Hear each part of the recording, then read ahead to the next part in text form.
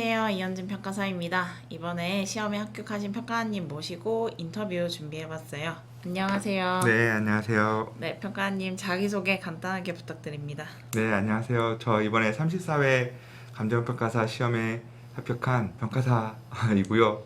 30대이고 전업으로 시험 준비해서 이번에 3년차 동차로 합격한 합격생입니다. 네, 평가원님 축하드려요. 네, 감사합니다. 제가 알기로 평가원님 직장 경력이 있는데 네. 그러면 직장은 퇴사하고 전업 수험생으로 돌리신 건가요? 네, 맞습니다. 퇴사하면서 바로 공부를 시작해서 한 2년 반 정도 공부해서 올해 시험에 합격하게 되었습니다.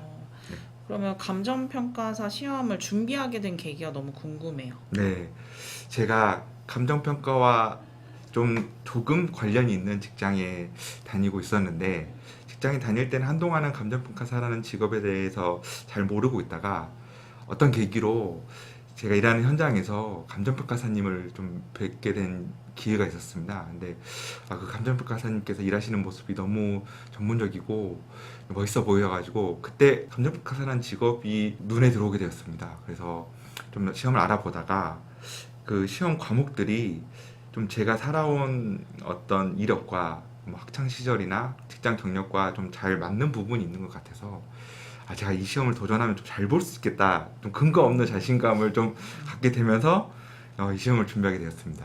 그래서 다행히도 이렇게 합격을 하게 돼서 나중에 좀 기회가 있다면 그 감정평가사님을 뵙고 한번 인사드리고 싶은 마음이 있습니다. 네. 합격 너무 축하드리고 네. 앞으로의 감정평가의 길도 좀 응원합니다. 네, 감사합니다. 그러면 총 공부 기간과 하루 음. 어떤 공부 시간, 네. 수공 시간 이런 것들도 궁금해요. 예. 제가 2년 반을 공부했으니까 제가 퇴사를 2021년 1월에 해서 그때부터 바로 공부를 시작해서 지금 올해 2023년 7월에 시험을 봤고요. 그 하루의 공부 시간은 독서실에 앉아 있는 시간을 기준으로 한 10시간은 앉아 있었고, 그 제가 순공 시간은 뭐 따로 체크하지는 않았는데 독서실 앉아 있는 시간만큼은 다른 딴 짓을 하지 않고 공부를 하려고 노력을 했습니다. 네. 그럼 시기별 공부 방법도 말씀 네. 좀 부탁드립니다.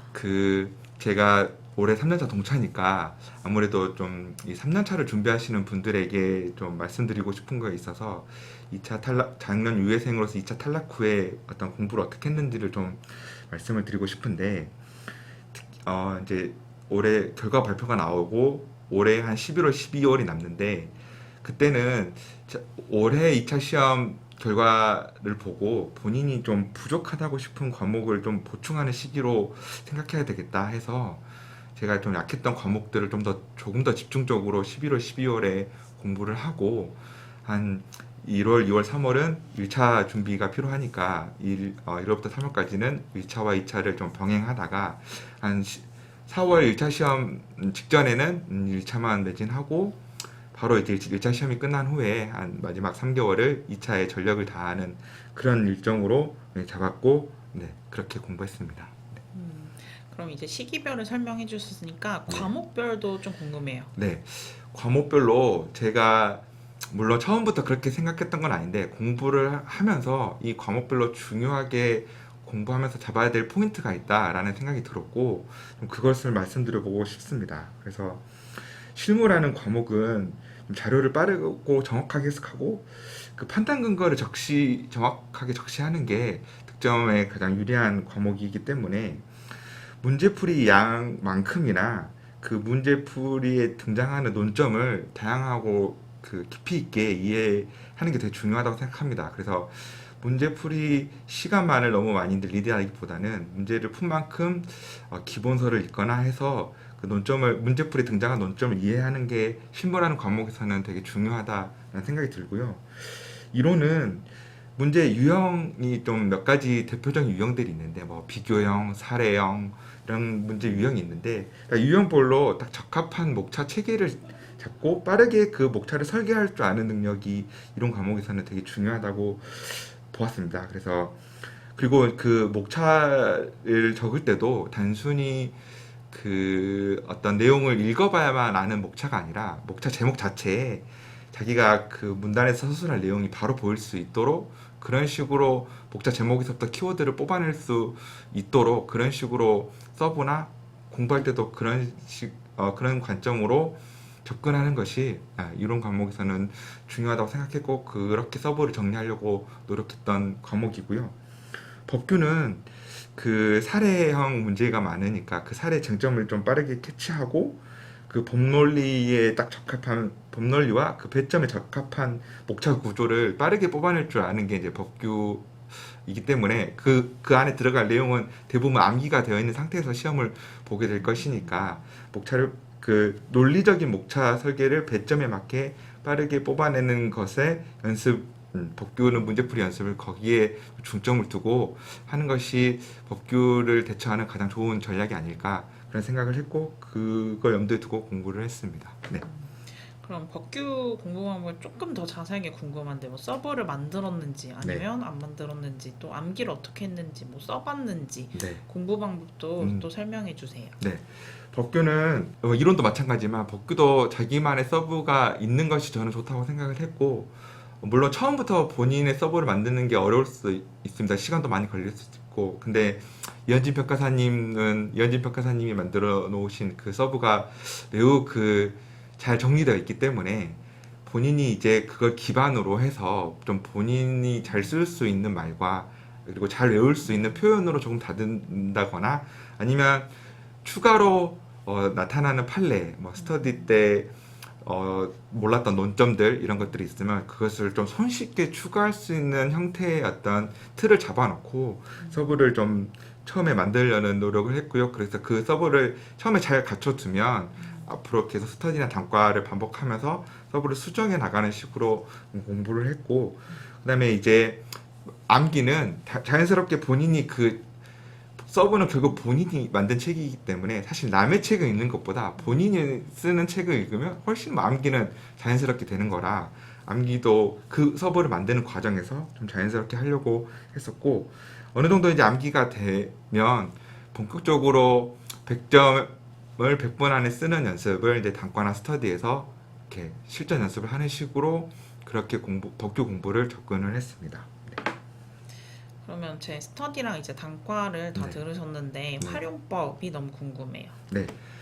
그러니까 스터디나 단과의 취지는 제가 봤을 때는 결국 실전 연습에 있고 본인이 얼마나 사람마다 쓰는 속도도 다르고 그리고 본인이 암기했다고 생각했던 내용도 막상 써보면 정확하게 암기가 되어 있지 않다는 걸 확인할 수도 있고 그런 테스트의 과정으로 생각을 하고 그 점수에 굳이 연연할 게 아니라 그런 테스트의 과정, 자기 기억의 점검의 과정으로 확인을 하는 형태로 활용을 했고요.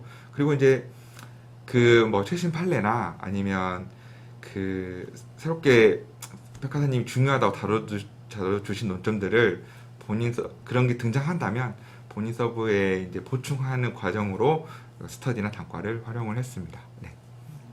그러면 제 스터디랑 단과 다니시면서 보통 답안이나 최고 답안에 뽑힌 적이 있는지 등수는 또 어떤지 또 궁금해요. 네.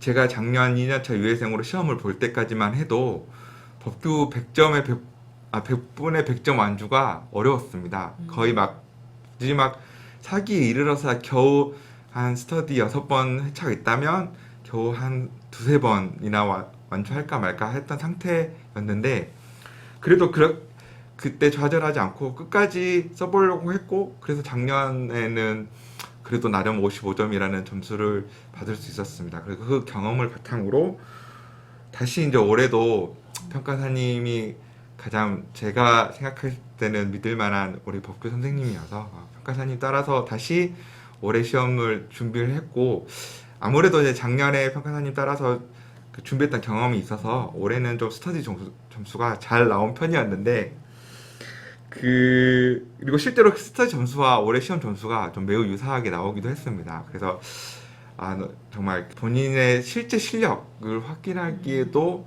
좋은 스터디가 아니었나 그런 생각이 들었습니다. 네. 그럼 이제 시험장에서도 이야기도 네. 좀 궁금한데 네네. 실제 뭐 시험날이나 전날 준비했던 것들이 또 있을까요? 네. 평가사님께서도 자주 말씀해 주셨던 건데 결국 시험 전날에 하루에 세 과목을 다 볼 수 있어야 한다라는 게 저도 평가사님 말씀을 많이 들으면서 저도 그렇게 준비하려고 노력을 했습니다. 그래서 제가 세 과목 다 서브가 있었는데 그 서브를 공부하면서 줄이고 또 요약하고 또 줄이고 그 과정을 계속 했고 그 마지막에 한 장을 남기기 위한 시험 준비를 했었습니다. 근데 사실 결국 워낙 양이 많다 보니까 한 장으로 줄이지는 못하고 그래도 세 과목을 다 한 번은 논점들이라도 한 번은 환기시키고 들어가려고 시험 전날까지 그렇게 준비를 했고 사실 다 볼 수 있었냐 없었냐가 중요한 게 아니라 결국 그렇게 줄이고 요약하는 과정에서 본인이 논점을 중요한 건 논점들을 추리고 또 그 논점들을 이해하는 그 과정 자체가 공부였다고 생각합니다. 그러면 어떤 과목이 제일 어려웠었나요?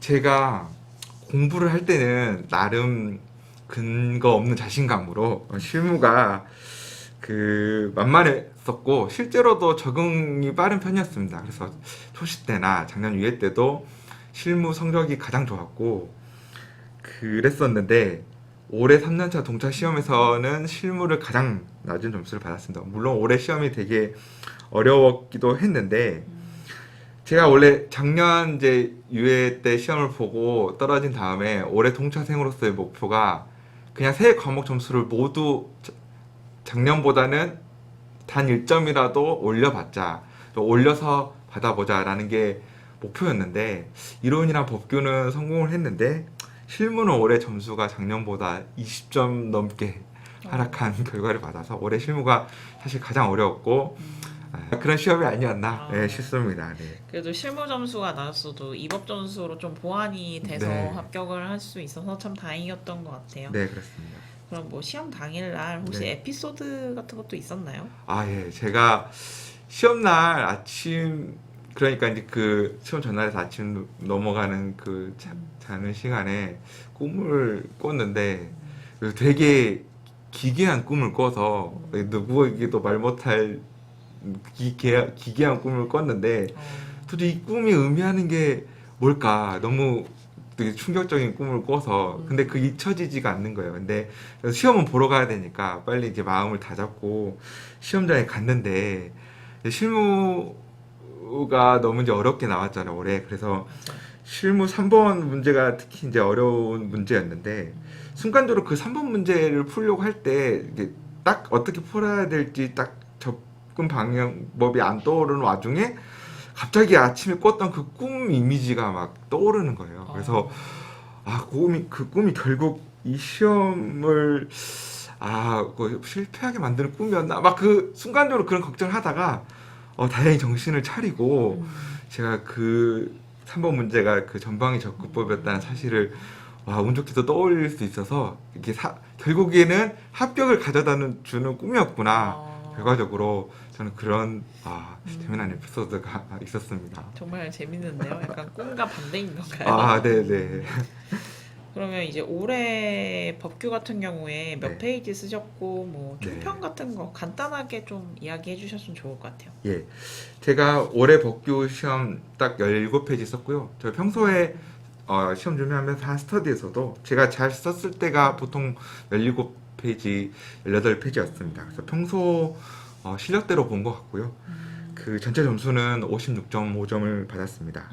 근데 시험장에서 법규 시험지를 받아보고 전체 물음을 다 훑어봤을 때 거의 모든 물음이 이현진 평가사님 스터디에서 다 다뤘던 논점이어가지고 당황할 만한 논점은 없었습니다. 다만 이제 많이들 브리타라고 하시는 문제 4번 문제도 사실 이현진 평가사님께서는 항상 스터디 때마다 우리 시험의 시험 범위는 우리 시험의 법령이다. 그러니까 법령 어디에서든 시험 문제 출제될 수가 있고, 그러니까 마지막에 공부를 정리할 때는 꼭 법전 회독을 해야 된다라고 많이 강조를 하셨습니다.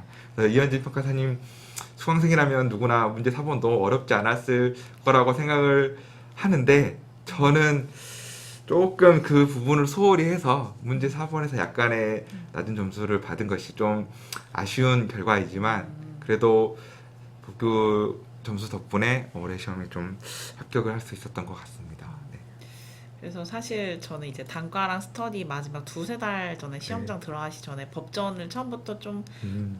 끝까지 다 그렇습니다. 봐주세요 이렇게 말씀드리고 이제 다들 잘 하시는 줄 알았더니 아니시더라고요. 그래서 이번에 스터디랑 사례기출 이제 개강한 강의부터는 저희가 이제 법조문 스터디를 아, 네. 네, 열심히 지금 공부를 하고 네. 배우고 있습니다. 그래서 35기 평가사님들부터는 이런 사단이 이제 나지 않을 겁니다. 제가 그래서 법조문 시험도 같이 내고 있습니다. 그럼 이제 수험 생활 관련해서 뭐 나만의 스트레스 해소법 이런 거 있을까요? 예, 제가 또 저는 공부할 때 그 낮잠을 좀 잘 자는 게 오후 시간 공부하는 데 있어서 되게 중요하다라는 생각을 좀 했었습니다. 그런데 처음에 신림동 들어와서 공부를 할 때 이제 좁은 오름방에서 살면서 독서실을 왔다 갔다 했었는데 이 낮잠을 잘 수 있는 환경이 좀 마땅치가 않았었습니다. 처음에 독서실 책상에 잠깐 엎드려 자자니 너무 불편하고 숙면도 취하기가 어려운 것 같고 또 자취방에 돌아와서 침대에 눕자니 너무 오래 시간을 또 잘 수도 있고 그런 위험이 있어서 이거 어떻게 하면 좀 적절한 낮잠을 잘 수 있을까 생각하다가 제가 이제 원래 집에 있는 리클라이너가 있었는데 좀 거대한 리클라이너가 있었는데 거기서 이렇게 약간 좀 휴식을 취하면 회복이 잘 되겠다라는 생각이 들어서 작년 유해 때 그 리클라이너 하나를 옮기려고 용달 이사를 불러서 안 그래도 좁은 얼룩방에 원래 있던 의자를 치우고 리클라이너를 놓고 자취방에서는 낮잠을 자고 독서실에 가고 했었던 게 저는 정말 제 나름대로는 제가 오랜 시간 공부하고 하루 중에도 오랜 시간 공부할 수 있었던 원동력이자 그 자체로 좀 스트레스 해소법이었던 게 저는 나름 그때 그렇게 하기를 잘했다는 생각이 듭니다. 네, 중간중간 잘 좀 쉬어졌던 게 공부에 좀 네. 도움이 됐던 거네요. 네, 그렇습니다. 자, 그럼 이제 우리 마지막 한마디 네. 부탁드립니다. 네, 올해 그 아쉬운 좀 결과를 받은 수험생들이 좀 많이 있는 걸로 알고 있습니다. 특히 더욱더 안타까운 점수로 그 탈락의 고배를 맞으신 분들이 올해 많이 있다고 들었습니다. 네, 저도 작년에 커트라인을 넘고도 이론 39.5점으로 떨어졌었는데 저도 되게 그때 상심이 매우 컸지만 주변에 저를 좀 위로해주고 믿어준 사람들 덕분에 1년 만에 그래도 오늘 이 자리에 설 수 있었다고 생각합니다. 분명히 이제 힘드시겠지만 그래도 그동안 누구나 힘들게 쌓아 올린 그 단단한 주춧돌들이 있으실 겁니다. 지금 잠시 이렇게 힘들지만 거기에 걸터앉아 쉬셨다가 앞으로 이제 벽돌 그냥 한 장 더 쌓아 올린다는 마음으로 버티시면 분명히 내년에도 금방 좋은 결과가 있으실 거라고 생각이 듭니다. 너무 크게 낙심하거나 자책하지 마시고 털고 일어나시길 바라겠습니다. 그래서 저도 그 후배 평가사로 들어오신다면 적극 응원하고 도와드리고 지지해드리고 그러고 싶습니다. 네. 너무 좋은 말씀 감사합니다. 정말 힘이 나는 네, 멋있는 말이네요. 자, 그럼 이제 인터뷰는 여기서 마치겠습니다. 네. 감사합니다. 네, 감사합니다.